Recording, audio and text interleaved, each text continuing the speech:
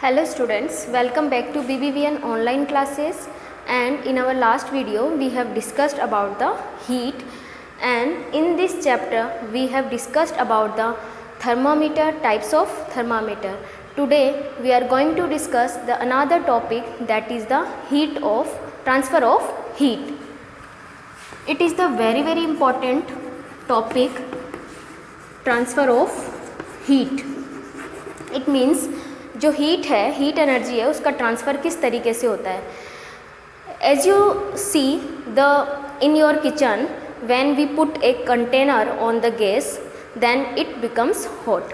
ये क्या हो जाता है, गर्म हो जाता है. जब भी हम गैस पर कोई बाउल रखते हैं या कुछ भी कुक करने के लिए रखते हैं तो कंटेनर क्या हो जाता है, गर्म हो जाता है. तो गर्म किस वजह से होता है ये, क्योंकि जो फ्लेम होती है, फ्लेम में से हीट का ट्रांसफ़र होता है कंटेनर में, तो इस वजह से कंटेनर गर्म हो जाता है. ये छोड़िए, आप जब मिल्क पीते हो तो आप उसमें अगर किसी भी हॉट फूड आइटम होता है जो आप ईट करते हो, अगर उस गर्म में आपने कोई स्पून रखी है तो उस स्पून का जो पीछे का हैंडल होता है वो भी गर्म हो जाता है. तो ऐसा क्यों होता है, because of the transfer of heat, heat के ट्रांसफ़र होने की वजह से. अगर आप उस कंटेनर को वापस से फ्लेम से नीचे रखते हैं तो धीरे धीरे वो क्या हो जाता है, ठंडा हो जाता है. ठंडा किस वजह से होता है, अब यहाँ उस कंटेनर से हीट एनर्जी का ट्रांसफ़र कहाँ हो जाता है, सराउंडिंग में हो जाता है. यानी जो चारों तरफ सराउंडिंग होती है उस कंटेनर के, उस हीट का ट्रांसफ़र सराउंडिंग में हो जाता है और वो कंटेनर धीरे धीरे कूल हो जाता है, ठंडा हो जाता है.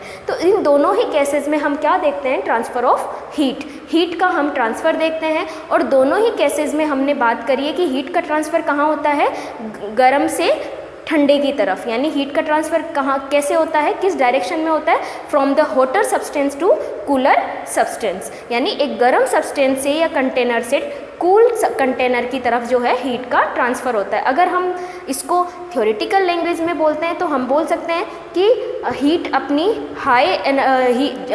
जो टेम्परेचर होगा, हाई टेम्परेचर से लो टेम्परेचर की तरफ हीट का ट्रांसफ़र होता है. ठीक है, तो हीट का ट्रांसफ़र क्या है, it is the transfer of heat depends on the temperature. then transfer of heat ये कैसे होता है, high temperature to low temperature की तरफ, high temperature to low temperature, low temperature. ठीक है, या अगर हम इसको नॉर्मल लैंग्वेज में बोलना चाहें तो हम बोल सकते हैं फ्रॉम hotter substance to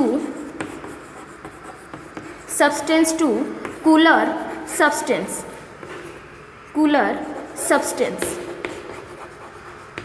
ठीक है. दोनों ही बात हम बोल सकते हैं हीट के ट्रांसफ़र के लिए. अब बात आती है कि हीट का जो ट्रांसफ़र होता है वो बहुत अलग अलग प्रोसेसेस से होता है, जिनमें से हम इस चैप्टर में 2 प्रोसेसेस पढ़ेंगे.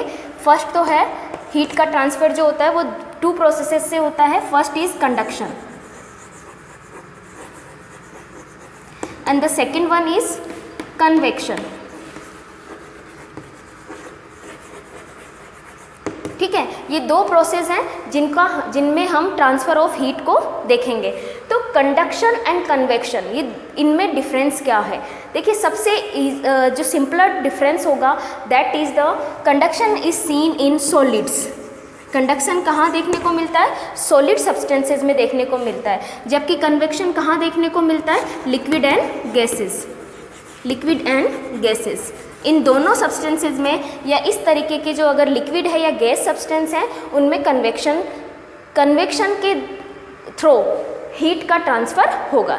सो we can say in solid substances the transfer of heat occurs by the process of conduction. And liquid and gases, in liquid and gases the transfer of heat occurs on the या by the convection, by the process convection. यानी कि solid में तो heat का transfer conduction बोला जाता है, liquid और गैसेस में हीट का ट्रांसफ़र क्या बोला जाता है, कन्वेक्शन बोला जाता है. नेक्स्ट वीडियो में हम कंडक्शन और कन्वेक्शन के बारे में डिटेल से बात करेंगे.